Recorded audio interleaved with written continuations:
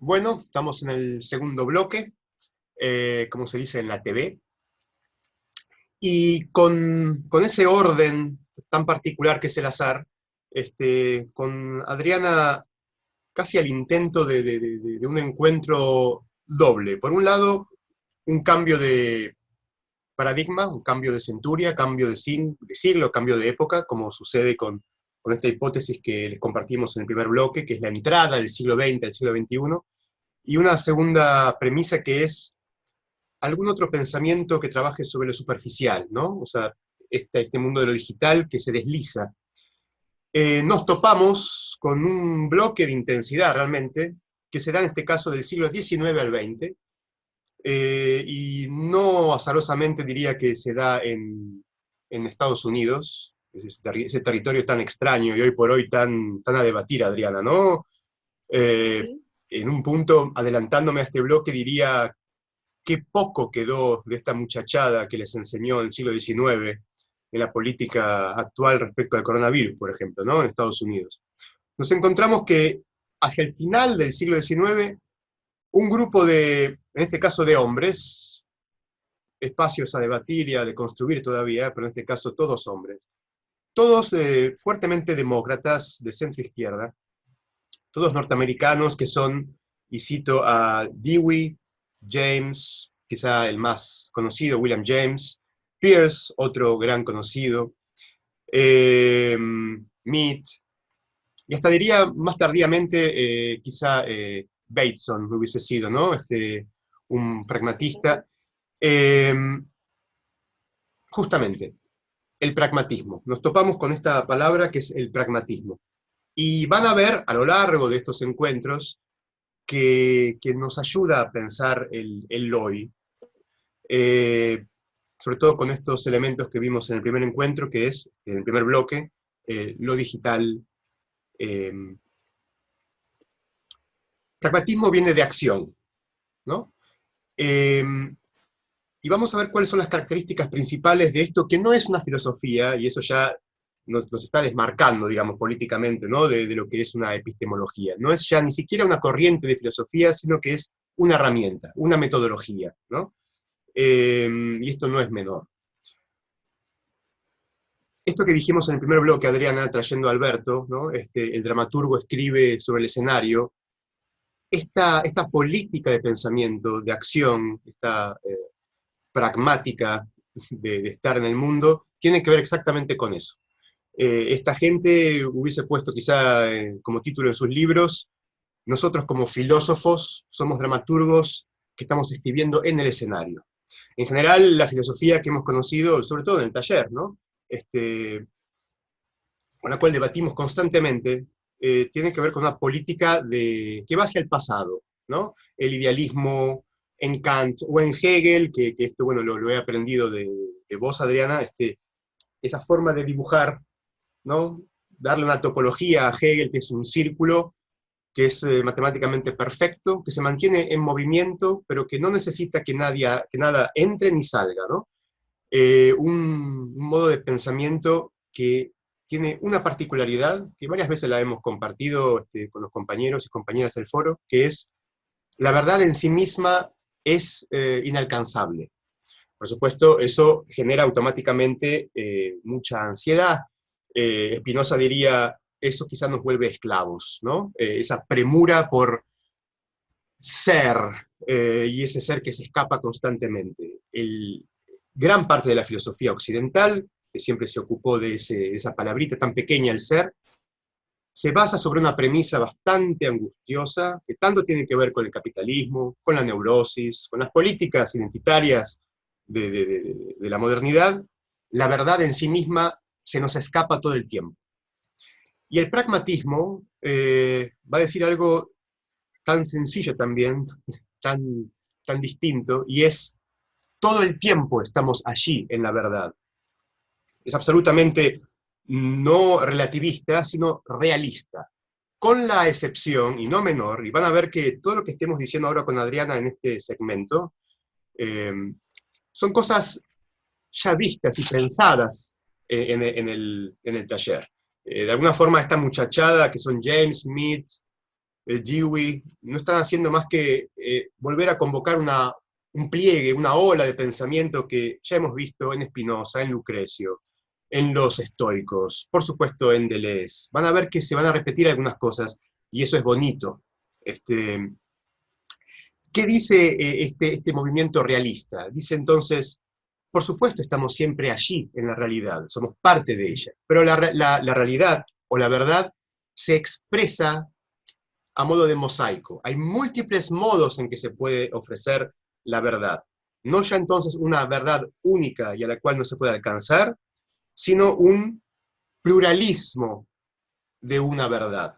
Eso se parece mucho a aquella sustancia una de Spinoza que puede expresarse, actualizarse de varios modos, y se parece mucho al collage, que hemos visto varias veces con Deleuze.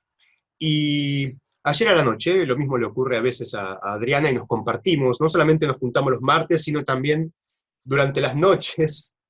Me despierto a las 4 de la mañana y digo, bueno, anoto algo. Y me anoté una pequeña parábola que yo recuerdo que es sufi, pero no interesa al autor, que tiene que ver con un cuarto oscuro, muy pequeño, en donde adentro hay un elefante. Se meten muchas personas bajo la premisa, díganos por favor qué es un elefante. Inclusive, ahora recuerdo, ya con la vigilia Adriana, hay una parecida, no es exacta, esa sería más idealista, que es un grupo de mariposas que tienen que describirse qué es el fuego, ¿no? No quiero embarrarlo tanto, no quiero remontar tanto el barrilete, pero serían dos parábolas que no estarían de acuerdo entre sí. Ahora, ¿cómo es un elefante en un cuarto oscuro? Bueno, a uno, por ejemplo, le toca, muy apretado contra la pared, apenas tocar la trompa, y diría, bueno, esto es una parte del elefante, tal y tal. A otro le toca la pata, la pezuña, el rabo. Toda la filosofía del ser, ¿no? Que no admite cuerpo, que no admite estar, como hemos visto con Kush, diría, nunca sabremos cómo es un elefante. Está oscuro y no puedo más que tocar una pequeña parte, al intento de que algo subsuma todo esto, digamos. En cambio, el pragmático, el pluralista, y digo pluralismo porque es la forma en que Peirce llamó al pragmatismo. William James es el que le dio fuertemente ese nombre, pero Peirce le dio pluralismo, que es más amable tal vez, para que se permita meterse, digamos, en la máquina de este pensamiento. Ahora, el pragmático, el pluralista, diría, en ese pedacito de elefante que le toca en la oscuridad, ahí está toda la verdad. Y al que le toca la pezuña diría, ahí está toda la verdad. De modo que acá nos enfrentamos con uno de los conceptos más importantes de este modo, esta herramienta de pensamiento, que es la verdad en estrecha unión con lo útil, con lo que me es más amable y permeable explicar. En general, en los modos de pensamiento del ser, ¿no? Lo útil se da por una función. Lo útil debe ajustarse a una idea que siempre es previa, separada del mundo, por supuesto, porque eso es lo que hace una idea, o sea, que quede afuera el mundo, que quede afuera un cuerpo. De modo que la utilidad siempre va a estar esclavizada a una idea previa. Ahora, el pragmatismo norteamericano, y que sobre todo, otro punto en común que se da con lo que haremos, Adriana, con este gran libro de Barico, es que justamente Norteamérica tiene aquel valle, el Silicon Valley, ¿no? California, que son netamente pragmáticos, y es otro punto en común para que nos ayude esta herramienta a pensar a Barico y a este mundo digital. Decía con esto, no tanto ya la utilidad unida a una función previa, que no hace más que esclavizar la pragmática de eso útil, sino ahora la función se va a ajustar a lo que sea más útil, a lo que lo explique mejor. De modo que si la verdad es ahora un gran mosaico, entonces es posible que para que yo pueda explicar Júpiter, vaya por la mejor explicación posible que tenga a mano, que es tal vez la astrofísica o la física. Y dentro de la astrofísica o la física, quizá no sé, Aristóteles, sino tal vez Einstein. Pero yo puedo empezar a hacer pelear inclusive varias explicaciones y varias capacidades de hacer lo más útil posible eso que yo quiero hacer como práctica. Uno de los más famosos pragmatistas es Kuhn. Kuhn es aquel que nos explicó básicamente que debe haber algún tipo de debate o conflicto entre múltiples modos en que yo trato de darme la verdad, ¿no?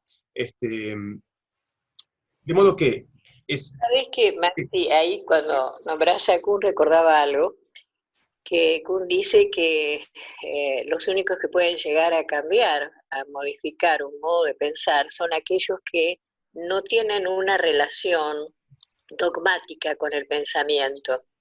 Dice, o sea, aquellos que no adhieren a lo uno, como, o sea, a una verdad, explicación para Peirce, que consideran casi religiosamente como una verdad absoluta.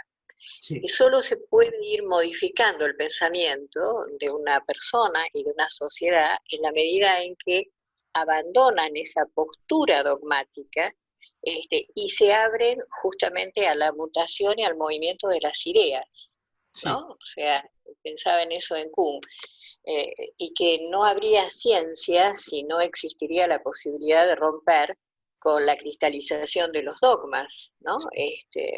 Todas esas verdades son puestas siempre en cuestión como para que el pensamiento siga pensando, ¿no? O sea, que no se quede, como decís vos, en el ser, en las identidades, esto es, sino en un estar siendo, como diría Kush, que también vos nombraste, en donde la realidad móvil va mostrando diferentes y múltiples facetas y caras en su mismo movimiento, ¿no? O sea, Sí. no se ve de una vez para siempre algo, ¿no? Porque ese algo está siempre en movimiento, ¿no? Sí, sí. Está buenísimo esto, Adriana. O sea, es otro elemento que, bueno, por supuesto, Deleuze y Guattari, que son, bueno, amigos que asisten muy asiduamente al foro, han leído de arriba abajo. Bueno, Deleuze cita fuertemente a William James y los hace en amistad con este procesualismo. O sea, lo interesante ocurre por el proceso, por los bordes, y no por el centro. Esto es crucial en el pragmatismo o en este pluralismo, en esta estética de pensamiento, diría, que no une la verdad a una idea previa, sino que une la verdad a aquello que es útil. Y la utilidad tiene que ver siempre con algo local, sociohistórico. Lo útil tiene que ver con un estar siendo. Ahora, si lo útil tiene que ver con algo histórico y pasado, lo más probable es que ahí uno se vuelva esclavo. Y tanto es así. Ahí, perdóname que te interrumpa de nuevo, chiquitito, ¿no? Con esto de lo útil, que Spinoza también habla de lo útil. A eso iba, sí. Eh, Dale, Adriana. dale, no, adelante, señor, dale, Eh, tomalo vos de Spinoza. no, que quería dártelo a partir de este escolio y te lo devuelvo a este muchacho. No sé, no me acuerdo si era el 8 o el 9, lo habremos llevado también al foro, y me repito con el foro porque son cosas que ya hemos visto, pero desde otro punto de vista ahora, ¿no? Con el pragmatismo. Dice Spinoza que no deseo algo porque es bueno o verdadero, sino que se vuelve bueno y verdadero porque lo deseo. Si se pone a pensar, compañeros, tan preciso siempre, ¿no? La partitura espinosista, Adriana, ¿no? Tan Tal cual. severa y poética, tan pragmática. Esta inversión estética que hace del primer elemento al segundo es el pragmatismo norteamericano que nos va a ayudar a acompañar a Barico.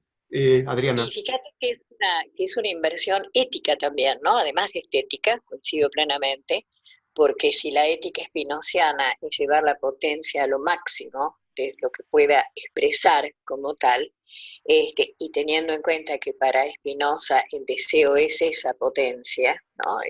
Como tal, lo útil estaría muy ligado al encuentro, ¿no? O sea, lo útil sería esa posibilidad en donde dos cuerpos, cuerpos de ideas o cuerpos materiales como tal, en el encuentro aumentan esa potencia de ambos, ¿no? Eso para Spinoza sería lo útil, ¿no? Por eso rescata, que no es lo mismo que lo útil en términos utilitaristas, que sería lo beneficioso para mí, aunque sea perjudicial para otro, sino que no es desde un interés o un beneficio personal, sino desde la expresión de un encuentro entre ideas o entre cuerpos, ¿no?